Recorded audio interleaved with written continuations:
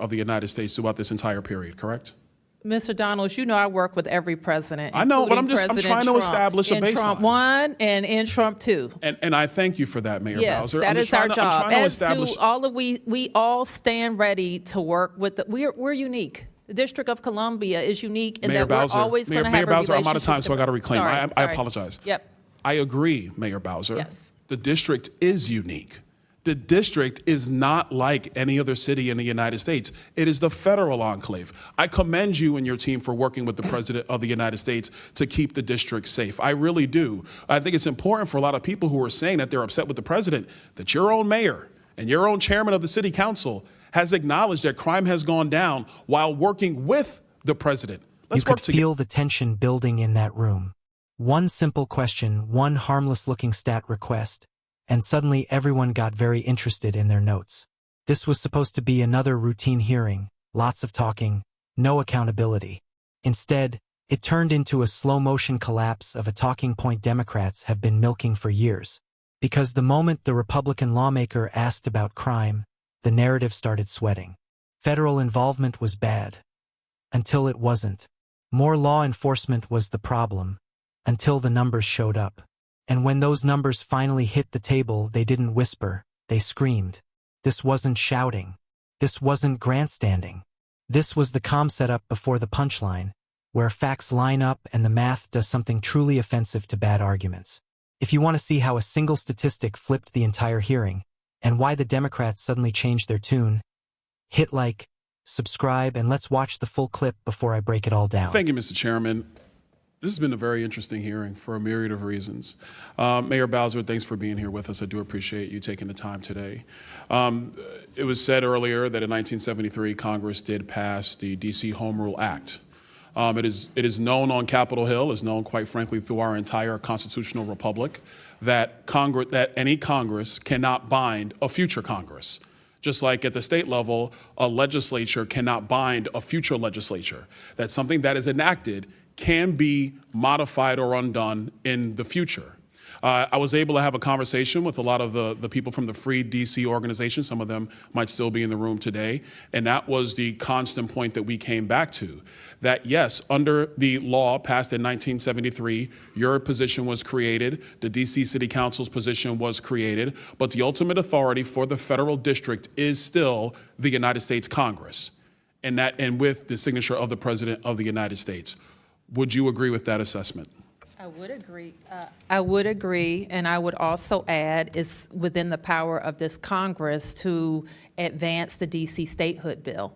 By simple majority, this Congress can, like it has done for every state in the union outside of the first 13, admit D.C. as a state. I'm glad you actually brought that up, because one of the reasons why I opposed the D.C. statehood bill is because the Constitution and the framers were actually quite clear that they did not want the federal district per se to be leveraged by a state or any state. And I think I had conversations with several residents of D.C. who were walking through the halls of Capitol Hill when then Speaker Pelosi was bringing that up. And I asked them two very important questions. If you want to have representation, why don't we allow that property to be re-annexed by the state of Maryland, which actually provided the land for the federal district to be created? Or would the citizens of the District of Columbia prefer not to be subject to federal income taxes as a result of them not having, quote unquote, representation?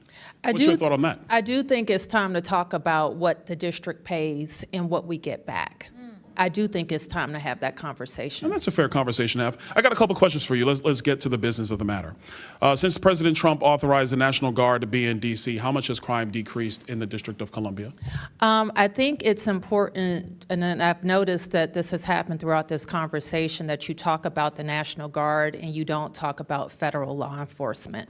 And the federal surge consisted of federal law enforcement, which MPD works with all the time. I'm talking about the FBI, the DEA. Mayor Bowser, I'm really not trying to disrespect you, but how much has crime decreased? Oh, Since the president took action. I mentioned already and let me look. Sure. at my numbers, that the federal surge produced a 39% decrease in violent crime. 39% decrease in Yes, violent and that's crime on in the top- nation's capital. Let me just add, that's on top of the 26% decrease that we were already experiencing. So it seems that the president's surge was more effective than your own efforts. Wouldn't you say? It Last time I accelerated. checked, 39% is way higher than 26%. But let me move on. But the full statistic is a little different. Chairman Mendelson, I didn't ask you a question. I know, Relax, but the hang full on. statistic is a little different. Actually, Chairman, let me ask you this question. Because you butted in, now let me ask you. Sure. What is the It's my current penalty. status of the Metropolitan Police Department in terms of staffing? How many officers do you have on the beat? I believe it's less than 3,100. Okay. Which is much lower than it should be. Is the MPD fully staffed? In my view, no. Question. Hold that point. Here's the question. So is a surge of federal law enforcement into the federal enclave, which the mayor has acknowledged is the primary responsibility of the federal government, isn't it simple logic to say that the president's surge has been helpful to safety and security in the District of Columbia, Chairman? The additional law enforcement resources has been good. We work with those different agencies all the time. There was more of it, more of a good thing. National Guard is separate, ICE is separate. Question for you, Chairman. You just said you said something I want to expound.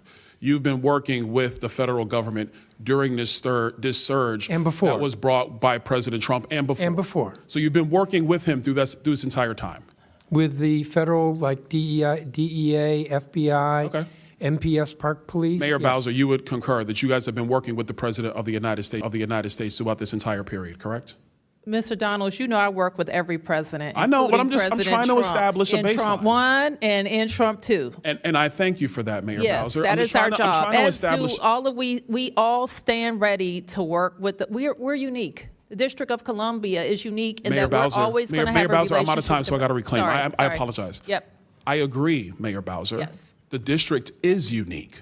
The district is not like any other city in the United States. It is the federal enclave. I commend you and your team for working with the President of the United States to keep the district safe. I really do. I think it's important for a lot of people who are saying that they're upset with the president that your own mayor and your own chairman of the city council has acknowledged that crime has gone down while working with the president.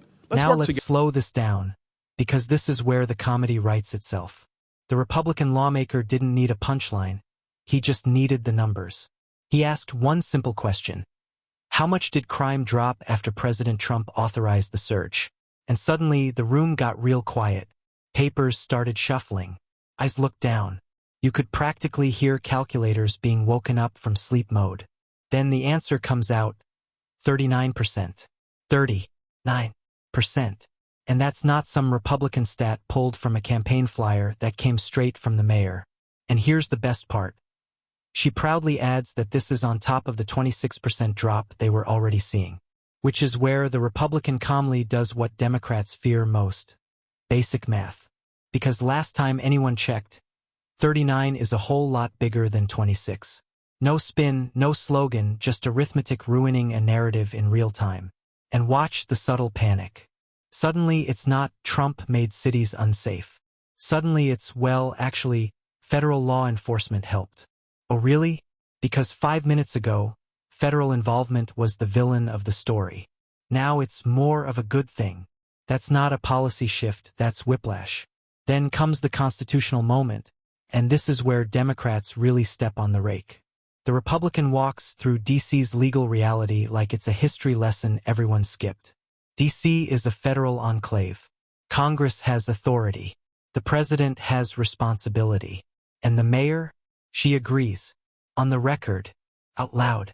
Which means the entire outrage machine collapses under its own weight. You can't scream about federal overreach when the Constitution literally hands the federal government the keys. And the cherry on top. The accidental confession.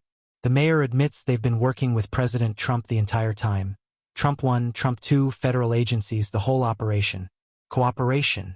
Coordination. Results. Crime down. Streets safer. Suddenly, the Trump is the problem script is looking real outdated. This is what made the exchange so devastating. The Republican didn't insult anyone. He didn't raise his voice. He just let Democrats explain, clarify, correct themselves, and accidentally prove his point. It's political jiu-jitsu, using their own words and numbers against them until the conclusion becomes unavoidable. The facts did the talking. The math did the mocking. And by the time he said, "Let's give peace a chance," the argument was already over. Let's work together. Let's give peace a chance. I yield back. Mr. Chair.